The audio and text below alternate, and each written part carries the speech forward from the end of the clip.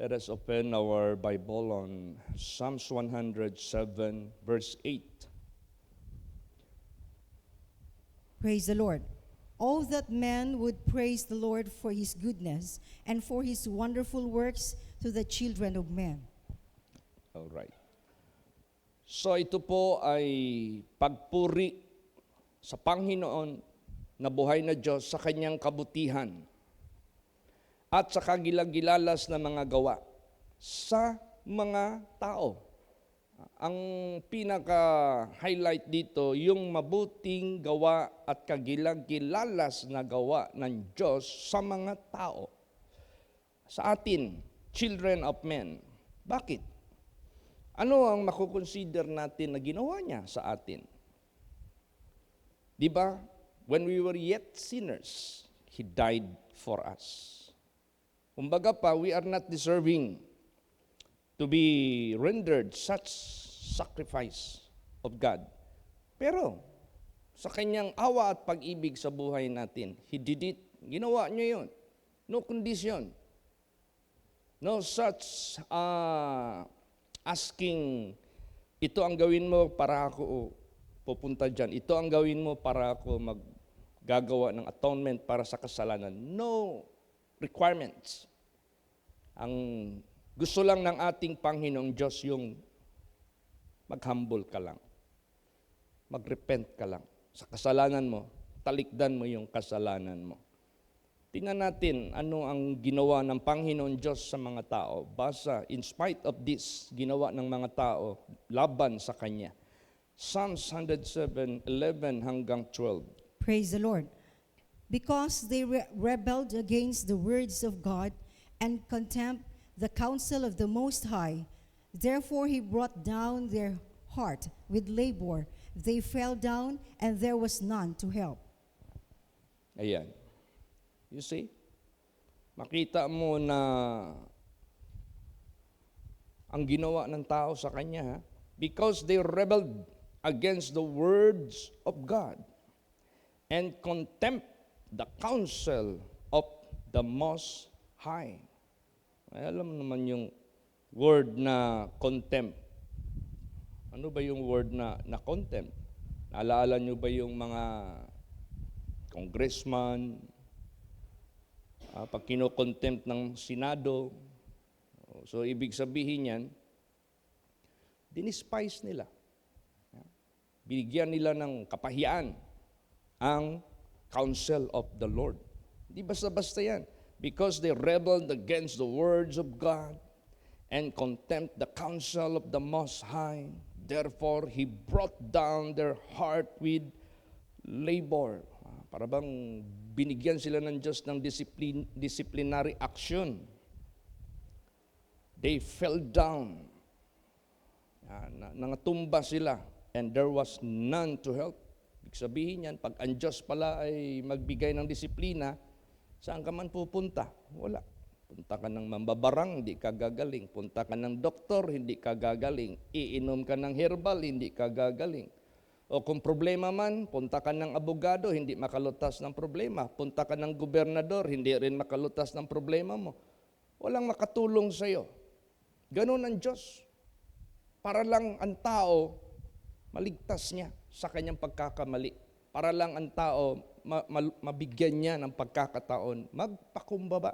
Kasi ang purpose nito, ang tao, pag gumawa ng rebellion against God, pag ang tao, kinontempt niya ang salita ng ating Panginoong Diyos, pinarusahan ng Diyos, dinisiplina ng Diyos, saan ka man pupunta, walang makatulong sa iyo. Gagawing non-effect ng Diyos, ang gamot kung sakit yan, gagawing non-effect ng Diyos, ang knowledge ng kaalaman ng mundong ito para makatulong sa iyo. Walang effect yan. Anong purpose ng ating Panginoong Diyos? Para malaman mo na wala ka nang mapuntahan, maalala mo yung Ama mo sa langit, na dati-dati dinidespise mo, dati-dati nagrebelde ka sa Kanya. Naalala natin yung prodigal son. Kinuha niya in advance yung kanyang inheritance, then he went for a riotous living. Pagtapos nahubos na yung kanyang pera, inheritance na napakalaki dahil sa kanyang mga vices. Di ba, nagtrabaho na lang siya sa piggery, tapos tigpakain na lang siya ng mga swine, pagkatapos siya mismo kumain din ng pagkain ng mga baboy. Naalaala niya ngayon yung kanyang ama. In my father's house, I never had this kind of situation. In my father's house, there are so plenty of food. Ano kaya? Babalik na lang ako sa kanya. Sabihin ko na lang yung papa ko, Pa, don't treat me anymore as your son, but count me as one of your servant. Basta makabalik lang ako sa iyo. So, to humble him. Wala na siyang papunta. Ganon din ang pag-ibig ng Diyos. Tao. Pero minsan mag-crop up sa isip mo. Tao? How about fallen angels? Bakit tao lang? How about fallen angels? They rebelled. They sinned against Him. Why? Fallen angels were not treated by God as human. Di ba? Masyado tayong privilege. Sabihin ko po sa inyo. Taawa lang ang Diyos sa atin. Dahil ang angel na ginawa niya, hindi yan basta-basta na privilege. Highest privilege yan comparing sa atin. Kaya nga sinabi diyan, human created lower than the angels. They have much more privileges than human being. But in spite of that, they rebelled against God. So they were not innocent. Hindi sila inosente. They have full of knowledge of God. They have full of wisdom of God. They have full of everything that belong to God. Ang tao kasi, naawa ang Diyos dahil sa ating pagka-weak, dahil sa ating pagka-biktima. Biktim tayo eh. Dahil sa ating kahinaan. Dito sa children of men, yung awa niya. So, pasalamatan natin, isa yan sa wonderful works of God upon the children of men na ginawa ng Diyos. So, anong nangyari? Because they rebelled against the word of God and contempt the counsel of the Most High, therefore He brought down their heart with labor. They fell down and there was none to help. Ngayon, if these people whom He disciplined, kung ito'y magsisi, ano ngayon ang dealing ng Diyos sa kanila? Dito na papasok yung wonderful works of God. Basa. Verse 17 and 18. Praise the Lord. Fools, because of their transgression and because of their iniquities. Sorry, 13 pala. 13 and 14 muna. Sige. Then they cried unto the Lord in their trouble, and He saved them out of their distresses. He brought them out of darkness and the shadow of death, and break their bonds in sunder. Grabe. Di basta-basta. Pag umiyak itong mga taong ito sa Panginoong Diyos, dahil sa kanilang trouble, ibig sabihin yan, they are begging for His mercy. Anong sagot ng Diyos? Then they cried unto the Lord in their trouble, and He saved them out of their distress. Still God, willing to pardon. Kaya yung last stanza na ating inawit sa Great is Thy Faithfulness, yung pardon. Alam mo yung pardon? Alam mo, kung magbasa tayo ng kasaysayan ng mga tao na it's about to be executed for death sentence, every year ata yan, yung presidente, magtawag yan bigla kung sino yung ipardon niya sa mga naka-line up sa death sentence. Pag pardon yan, hindi na yan mamatay, palayain na yan. Ganun ang Diyos. What sin you have done, what wickedness you have done against Him, na humantong na sa rebellion yung kasalanan mo, kinontempt mo na, dinispise mo na yung kanyang mga commandments, at ano pang mga blasphemous words na pwede pagdisiplina ng Diyos sa buhay mo, as long as you are tao, human being ka, hindi ka fallen angels. Kasi ang highlight dito, yung wonderful works of God upon the children of man. Di ba? Nag-iyak sila sa kanilang trouble. God saved them out of their distress. He brought them out of darkness, the shadow of death, and break their bonds in sunder. Grabe, isa itong wonderful works of God na ating nakikita sa Diyos. Look at Brother Edwin. Hindi yan basta-basta yung ginawa niya. He defied. Parang hinamon na niya ang Diyos. Nung sinaway ko sila through the Word of God, naglantad sila. You see? So, ano ngayon ang nangyari? God put him in trouble, which none can help him. Binigyan siya ng sakit na walang makapaggamot, walang makapaggaling, until he cried unto the Lord. God saved them. Oh, God saved him. Praise the Lord. Oh, ito, yan. Hindi mo pwedeng sabihin na, Pastor, scriptural kaya yung nangyari kay Brad Edwin? Baka naging ano na tayo sa kanya, konsentidor, baka naging compromiser. No!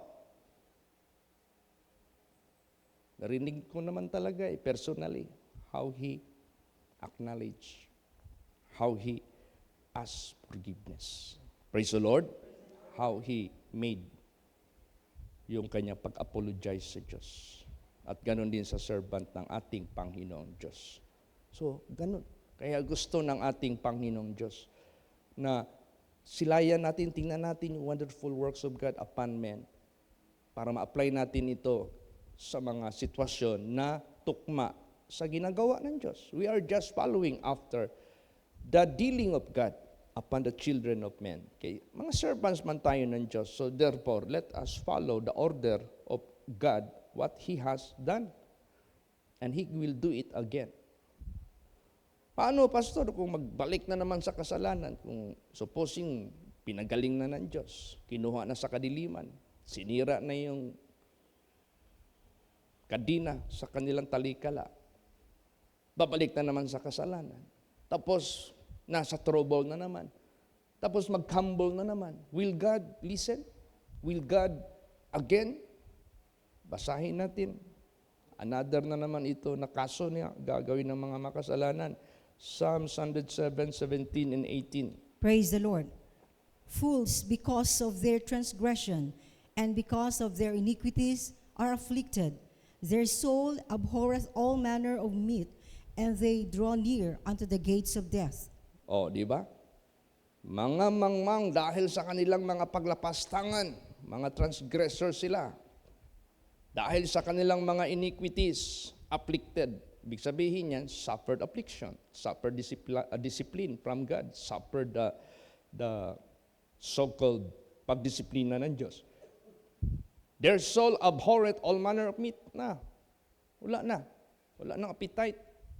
Alam mo yung tao na malapit ng mamatay, kahit ano pang isubo mo dyan. Kahit sabihin mo pa na, bilhan niya ako ng lechon manok sa ano ba yung mga special dyan na ano? Sa Cookels, o kaya, ano pa yung isa? Chooks to go. Oh. So, paglagay yan, anong meat pa yan? Kahit lutuan pa yan ni Pastor Alan ng hamonado ba yun? Na paglagay sa table, tapos mauga lang yung table, gumaganon yung laman, talagang lambot talaga.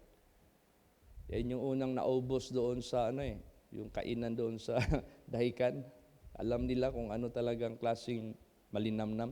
All manner of meat, all manner of dishes, kahit ihain mo pa sa taong yan. Nadidigwa ka agad. Sabihin mo, ay, ayaw siya ng oily. Lutuan natin ng inabraw. Yan. O lasay. Pag ano dyan, ano pa rin. Lahat ng pagkain, all manner of meat, abhorred. So, ibig sabihin, wala na, mamamatay ka na dyan.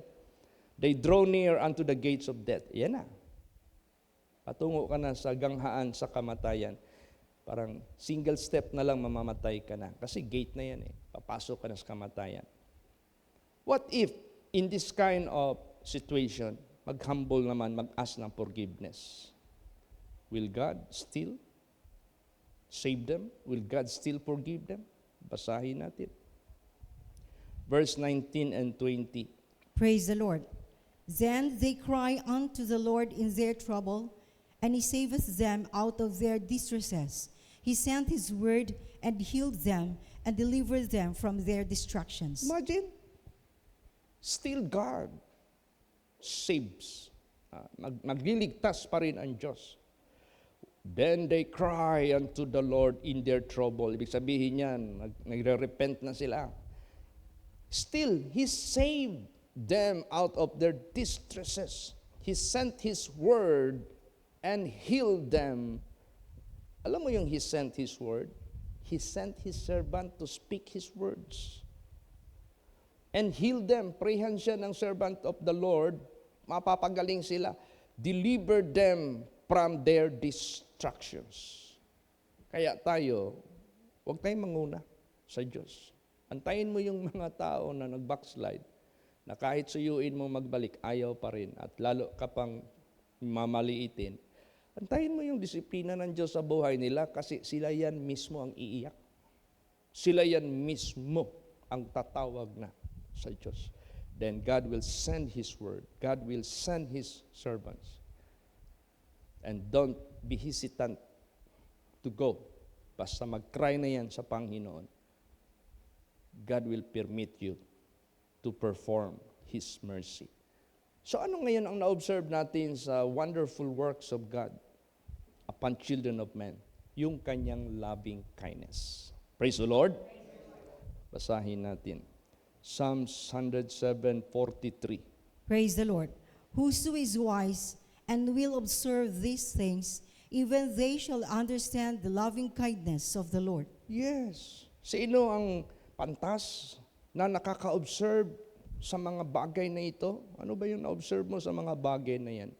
Even the rebellious people, even the stubborn people, even those people who contempt the words of God, even those people na masyado nang nagpapasakit sa Spirit of God, when they are being disciplined, when they are being afflicted, and when they cry upon God, upon the Lord, unto the Lord, still God will save them. Still God will forgive them. Still God will deliver them out of their distresses, out of their trouble. Kaya ganun po sa buhay natin, pero hintayin natin mag-humble sila. Praise the Lord. Kasi yan ang hinihintay ng Diyos. If my people, which are called by my name, shall humble themselves and pray and seek my face and turn from their wicked ways, then when I hear from heaven, I will forgive their sin and heal what sickness they may have. Kaya yung loving kindness ng Diyos, ito yung na-observe natin sa Diyos. Praise the Lord. Ano pa? Psalm 64 verse 9. Praise the Lord. And all men shall fear and shall declare the work of God, for they shall wisely consider of His doing. Yan. Lahat ng tao matakot at magkahayag ng kanyang gawa o gawa ng Diyos dahil sila ay talagang kinoconsider ang kanyang mga gawa. O, sino hindi matakot niyan? Magrebelde ka tapos parasahan ka ng Diyos. Kung hindi ka magpakumbaba, hindi ka maligtas. O may mga tao naman na nagrebelde. Dinala na nila sa hukay yung kanilang pagka-rebellious. Meron man yan dito. Naalala niyo yung hari dito na, sinong hari yun? Sidikaya ba yun? O Hezekiah? Hindi si Hezekiah.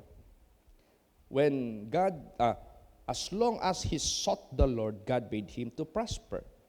But in his prosperity, he walked in his pride to his destruction. What he did, anong ginawa niya?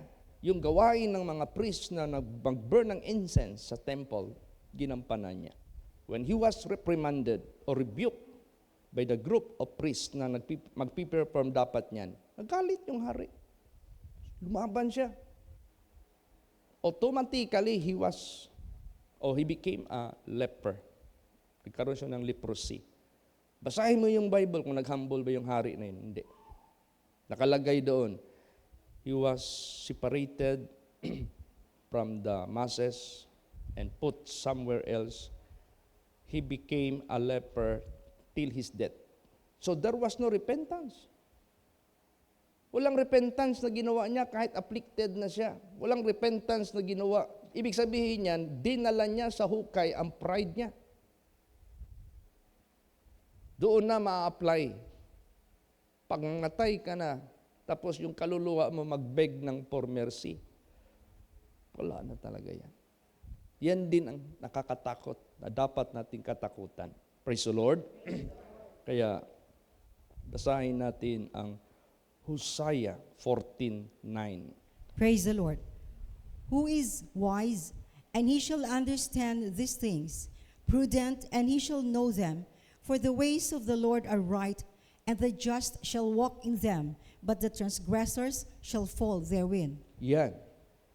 See?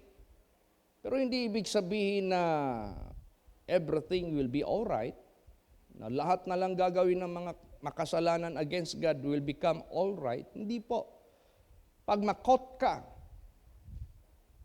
mamatay ka, hindi ka nakapagsisi, dinala mo yung pride mo sa kamatayan mo, wala.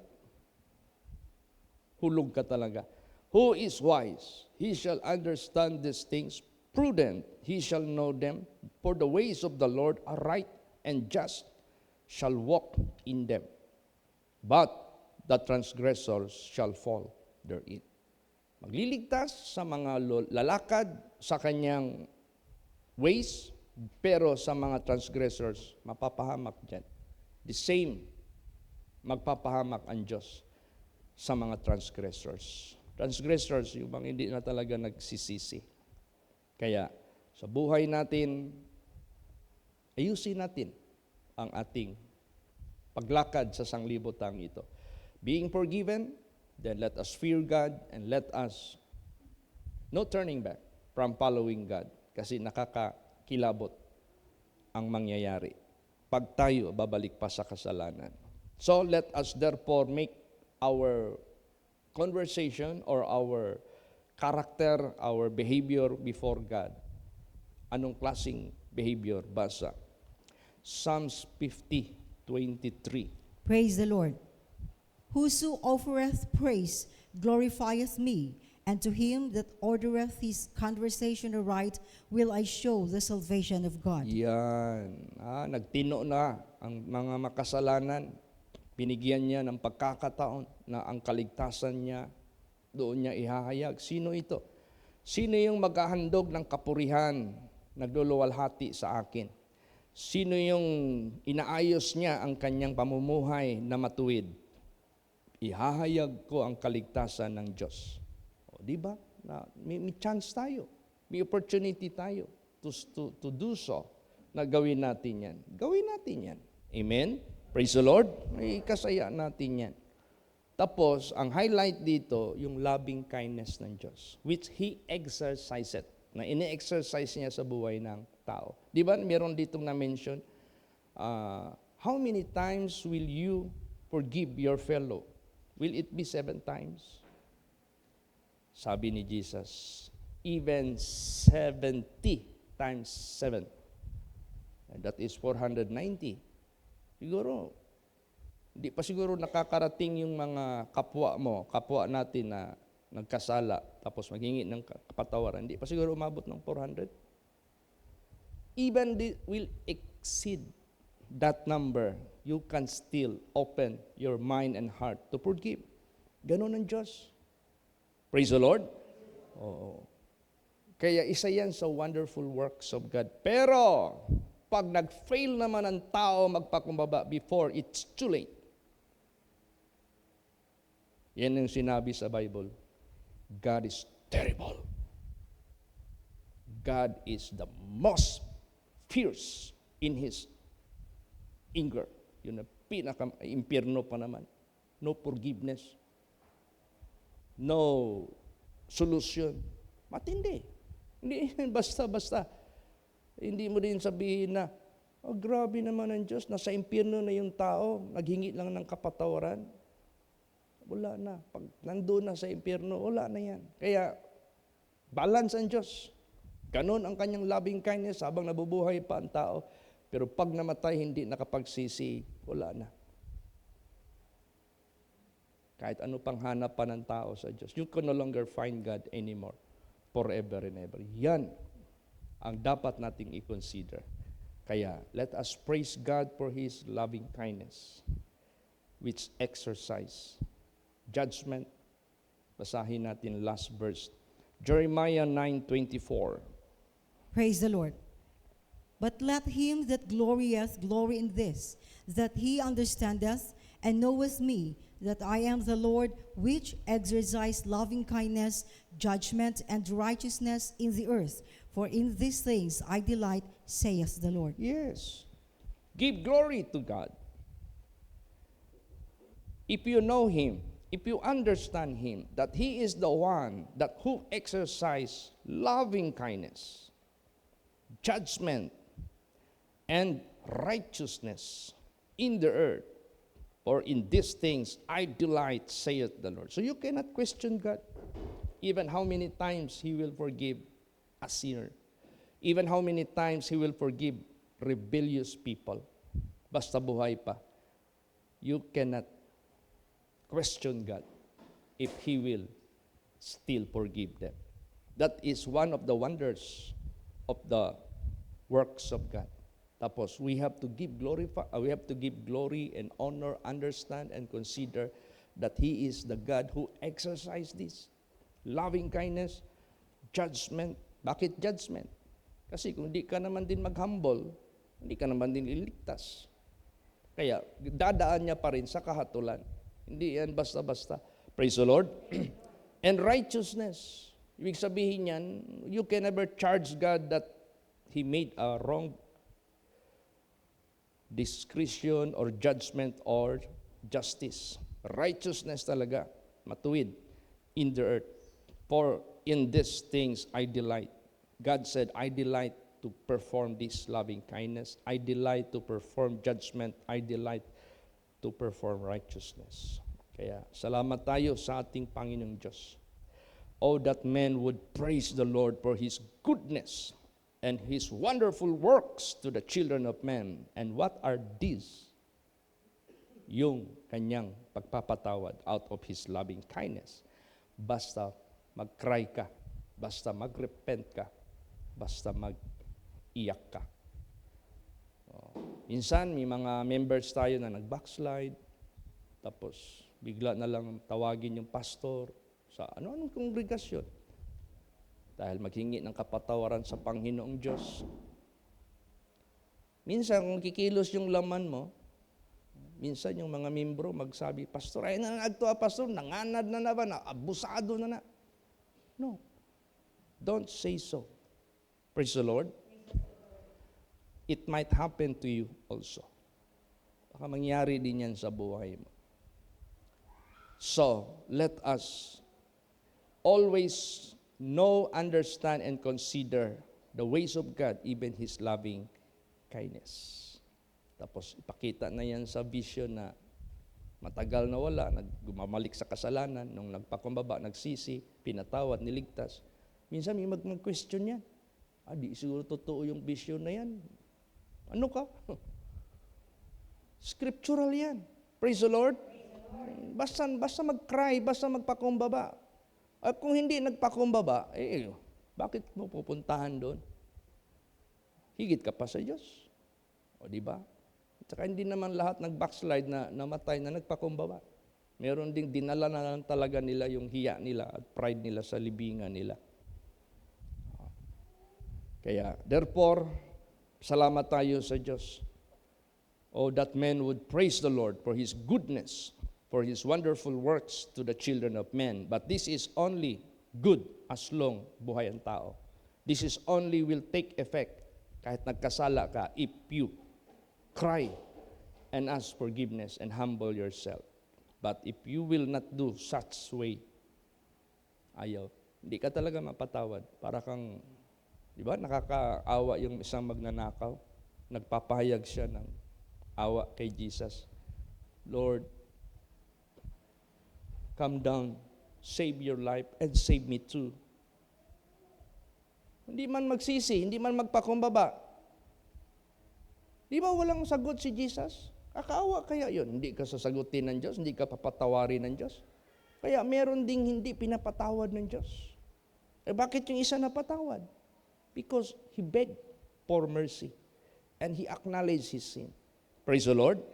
Okay, hindi natin pwedeng sabihin na unjust yung mga judgment ng Diyos. No, look at always his judgments na nagawa na niya dito sa mundo at doon sa langit. Kaya napaka-wonderful ang gawa ng Diyos. Kaya let's continue to proclaim the loving kindness of God. And this is only good for the living. Doon lang sa mga buhay. Kaya marami pang mga buhay eh. Kaya marami pa tayong projects na gagampanan sa ipapagawa ng Diyos sa atin. Amen? Praise the Lord. Magsitayo po ang lahat.